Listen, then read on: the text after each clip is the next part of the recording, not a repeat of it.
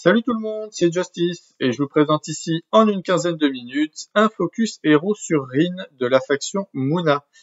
Rin, c'est un héros qui va nous permettre au crépuscule, si l'une de nos expéditions a avancé grâce à la forêt, de pouvoir piocher une carte et d'en mettre une de la main en réserve. Donc, vu qu'on est sur le plus mauvais moment de la journée, le crépuscule pour mettre en réserve, puisque c'est avant le nettoyage, on va devoir faire en sorte d'utiliser nos cartes de la réserve avant d'en mettre une nouvelle dans la réserve. Donc, on va devoir créer un petit peu notre deck en ayant ça en tête, donc en mettant un petit peu d'effets de soutien, en mettant des cartes qui sont plutôt intéressantes de la réserve et pas trop chères pour qu'on puisse les jouer assez facilement. Et du coup, si on construit plutôt bien le deck, on va pouvoir faire ce qu'on appelle du card advantage, donc avoir finalement une demi-pioche qui est rentable du coup tous les tours et pouvoir prendre un petit peu l'ascendant sur l'adversaire si la partie dure un petit peu. L'objectif de la vidéo, c'est de voir du coup ces cartes qui pourraient rentrer dans le deck, que ce soit dans une version commune ou celle qu'on mettrait plutôt dans une version rare, et voir un petit peu les effets d'unique qui pourraient nous intéresser. Dans ce tableau, on va voir un petit peu sur la première ligne les cartes qui seront plutôt pratiques en version commune et sur la deuxième ligne ce qu'on mettra plutôt dans une version rare.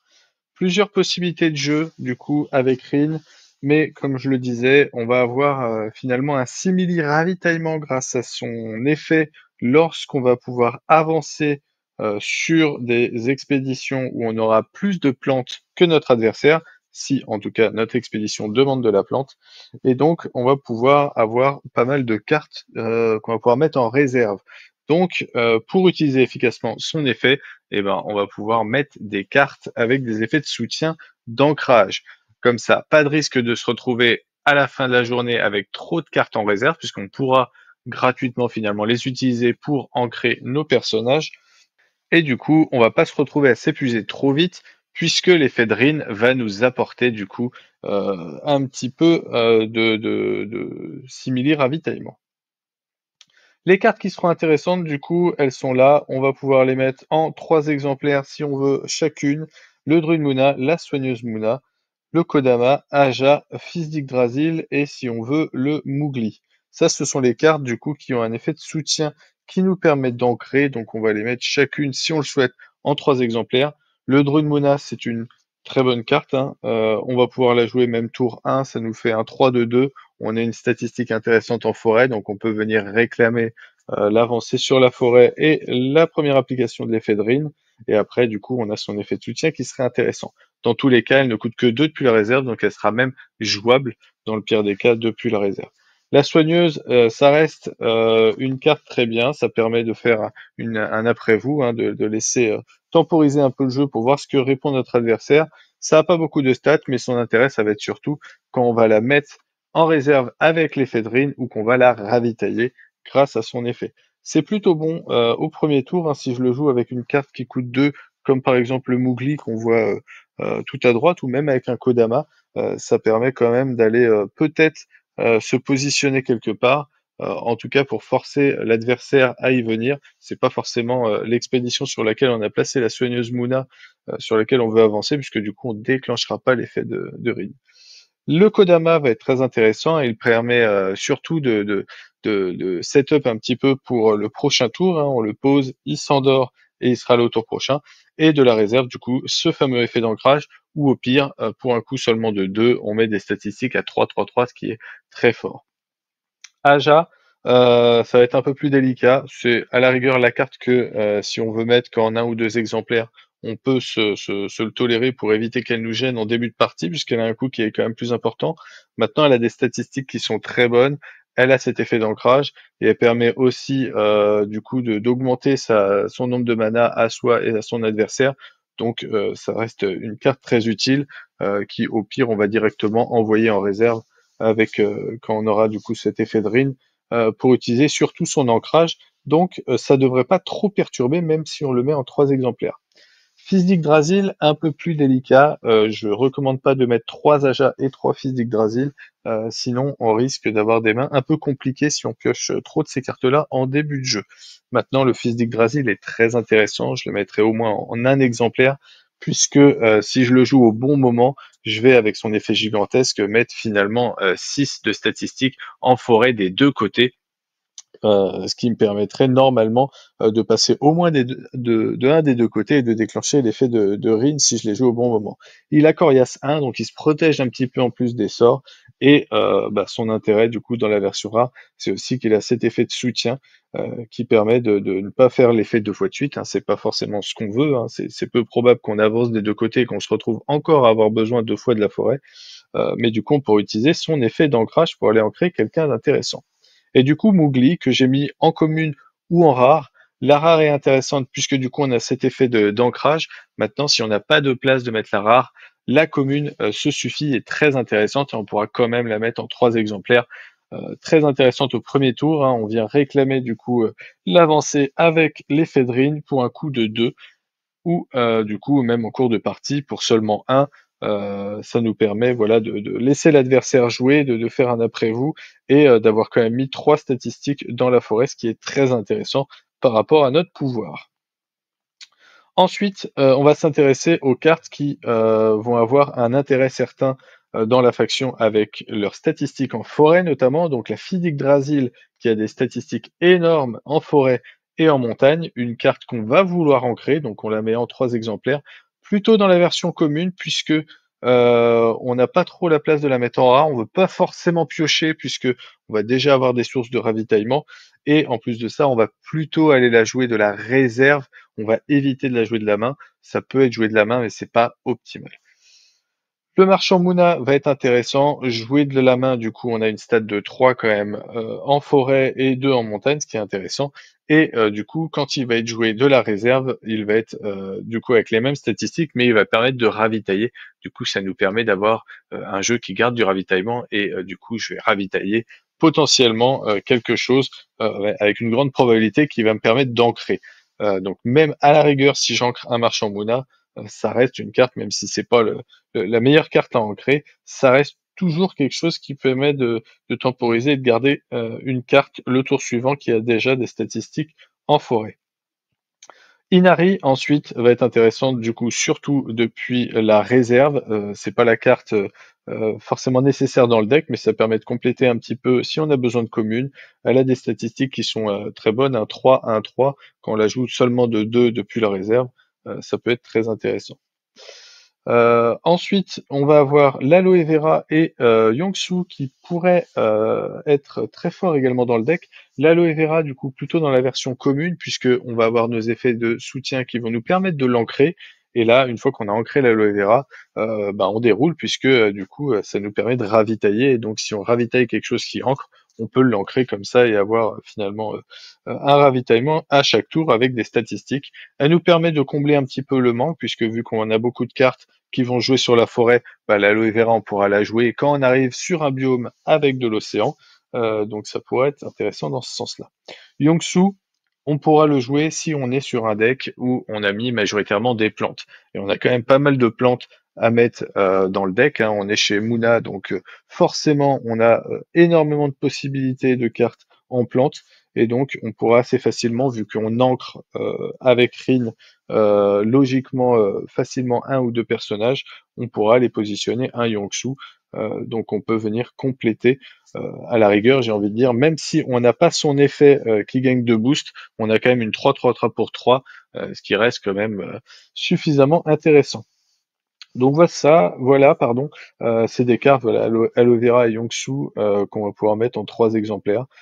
Si on n'a pas suffisamment de plantes, on peut peut-être limiter Yongsu à 1 ou 2 exemplaires si on veut pas qu'il nous embête trop et si on a d'autres cartes à mettre. Coppelia va être très intéressante également avec l'effet de Rin.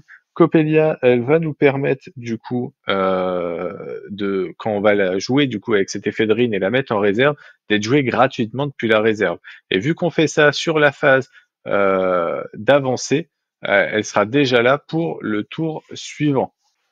Pour rappel, on va avoir du coup les effets du crépuscule qui vont se faire. On va avoir l'avancée du personnage, l'activation de l'effet de Rin, où on va pouvoir du coup jouer Coppelia, l'envoyer en réserve, et elle va être jouée gratuitement depuis la réserve et endormie.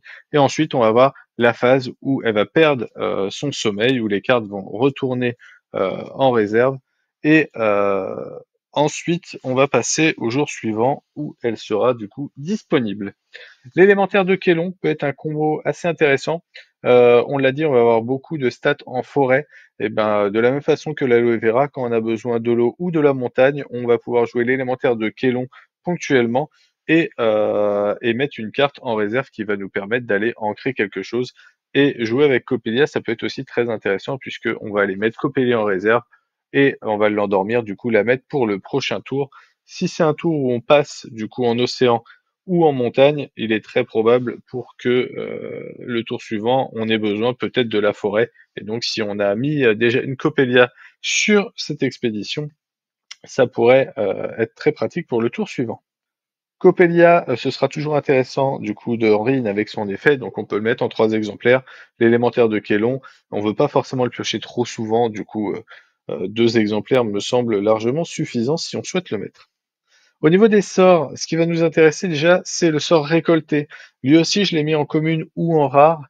Si vous avez la place de mettre la rare, ça peut être très intéressant puisqu'on va ravitailler 2 fois de suite. Donc si on ravitaille 2 fois, il y a de grandes chances qu'on ravitaille quelque chose qui a un effet de soutien d'ancrage. Et donc finalement pour 2, c'est un peu comme si on avait un entraînement à la méditation. Donc 2 de la main, 2 de la réserve avec pas mal de possibilités. On peut, si on n'a pas la place de la mettre en rare, la mettre en commune. Ça reste une très bonne carte. On ravitaille. On garde quand même cette bonne probabilité, si on a construit tout notre deck avec ses effets de soutien, d'aller ravitailler ce type de carte. Et de la réserve, bon, ça reste une carte intéressante qui coûte 2, même si on ravitaille qu'une seule fois. Au niveau des cartes qui vont nous permettre de gérer ce que va faire notre adversaire, on va avoir la moisson de mana. La moisson de mana qui est une carte commune, donc on peut mettre en 3 exemplaires, hein, de la même façon que récolter, on va pouvoir le mettre en 3 exemplaires également. Ça va nous permettre de gérer tout ce que on va pouvoir voir en face et qui pourrait nous poser problème, que ce soit un permanent ou que ce soit un personnage. Et donc, ça va juste nous coûter un petit peu de mana, donc à éviter d'utiliser en début de partie. Mais voilà, si on est sur le milieu fin de partie, ça permet de renvoyer un petit peu donc en mana, donc on sort du jeu, on l'envoie pas en réserve. On donne un petit bonus à l'adversaire, c'est pour ça que je disais que c'est mieux de le faire en fin de partie. Mais du coup, c'est une carte qui ne nous embêtera plus, donc ça va être très efficace contre les permanents bien méchants ou les personnages qui peuvent être ancrés ou endormis chez Warou par exemple. Abreuver va être une carte qui peut surprendre un petit peu en donnant des boosts, hein, si on est sur un biome où finalement on avance mais qu'il nous manque un en statistique en forêt, ou si on est juste bloqué par rapport aux statistiques de notre adversaire, on peut venir prendre le 1 boost suffisant, ou peut-être les 2 boosts si on les met du même côté, pour aller prendre l'avantage. Ça coûte seulement 1 aussi à jouer depuis la réserve, donc c'est une carte qui marchera très bien. On est sur un deck où on va pouvoir pas mal ancrer, donc booster des personnages qui sont ancrés, c'est un boost qui va être efficace sur 2 tours, ce sera toujours intéressant. Une carte qu'on peut mettre en plusieurs exemplaires, jusqu'à 3 si on le souhaite et si on a la place. Enfin, la prison de peinture, carte qui peut être beaucoup plus difficile à mettre, pas forcément pertinente puisque en plus c'est une rare qu'il va falloir mettre, mais ça peut être intéressant. Donc si on n'a pas assez de rares à mettre dans son deck et qu'on a une prison de peinture, pourquoi pas? On va avoir potentiellement toujours quelque chose en réserve à sacrifier entre guillemets pour réduire le coût de la prison à 3, et ça nous permet d'avoir une gestion très pertinente si on veut faire un deck un peu plus gestion et qu'on veut augmenter, ne pas garder juste des moissons de mana. Ça peut être une carte assez intéressante. Ensuite, je suis obligé de parler un petit peu du festival puisque ça marche très bien avec Rin. Le festival d'Ira, on est sur une carte du coup qui nous permet d'avoir une autre condition de victoire, hein, d'avoir 3 personnages, un ancré, un endormi et un qui sera fugace. Et ça, la faction Muna permet de le faire avec des personnages qui coûtent très peu cher. Donc notamment le Vendangeur du Fuseau et le Champignon Éternueur qui vont permettre, voilà, pour un ou deux, de venir et de s'ancrer. Et s'ils sont joués de la réserve, ça peut nous donner aussi le fugace. Donc c'est un deck qui peut très très bien tourner. On a du coup des sorts comme récolter qui nous permettent beaucoup ravitailler et donc d'avoir facilement ces effets de fugace. On a les cartes encore une fois avec des effets de soutien d'ancrage qui nous permettent d'avoir des ancrages aussi gratuitement. Donc il suffit de rajouter un petit peu au deck Rin de base, 3 champignons éternueurs, 3 vendangeurs du fuseau et 3 sommets réparateurs pour avoir la condition d'endormi pour un coût seulement de 1 depuis la main. Et ça marchera très bien. On peut aller chercher le festival très efficacement au 3e tour sans souci. La grosse difficulté du deck, ça va être surtout d'aller chercher le festival et de ne pas se faire détruire son festival avant d'avoir ces 3 conditions. Voilà, en termes d'unique, ce qui peut nous intéresser dans ce deck, alors si on reste sur un deck festival, les uniques qui vont nous intéresser vont être celles qui peuvent avoir des effets du coup, notamment d'ancrage ou d'endormi, qui ne sont pas des cartes qu'on va jouer logiquement dans le deck, hein, donc en dehors de Vendangeur de Fuseau, Champignon Éternueur, Kodama, si on a d'autres cartes, surtout qui donnent endormi, pour un coût très faible, hein, des cartes qui vont coûter 1, 2, voire 3, qui donnent endormi, ça pourrait être très efficace, surtout si ça permet d'en endormir ou d'en ancrer plusieurs. Ça pourrait être intéressant également d'avoir des cartes qui nous permettent de ravitailler pas mal, et ça ce sera intéressant même si on joue pas le festival dans tout deck Rin.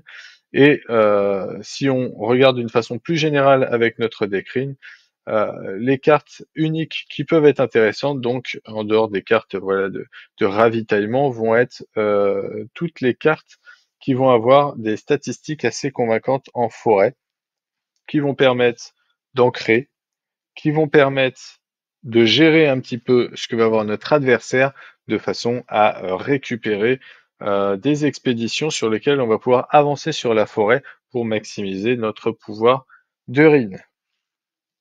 Évidemment, c'est une faction et un deck, un héros qui axe vraiment sa stratégie autour de la réserve. Donc toutes les uniques qui auront des effets qui s'activeront depuis la réserve pourront être plus intéressantes dans Rin que dans d'autres types de decks. Voilà, j'espère que la vidéo vous a plu, j'espère qu'elle vous aura permis de réfléchir un petit peu à la construction d'un deck avec Rin et Orchid. J'ai balayé surtout 2 stratégies, une qui est peut-être un peu plus agressive, où on va essayer d'avoir beaucoup de cartes, de mettre beaucoup de personnages, de les ancrer et de prendre le pas sur l'adversaire de cette façon. Et puis le festival qui va être plutôt axé avec un gameplay totalement différent, et on va vraiment vouloir absolument sortir le festival.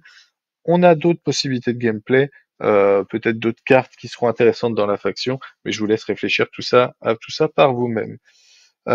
Si vous voulez voir un petit peu des réflexions sur d'autres types de decks, ou voir un petit peu les synergies qu'on peut avoir entre certaines cartes, je vous invite à aller regarder les autres vidéos de la chaîne. En attendant, je vous souhaite une bonne partie, et je vous dis à très bientôt.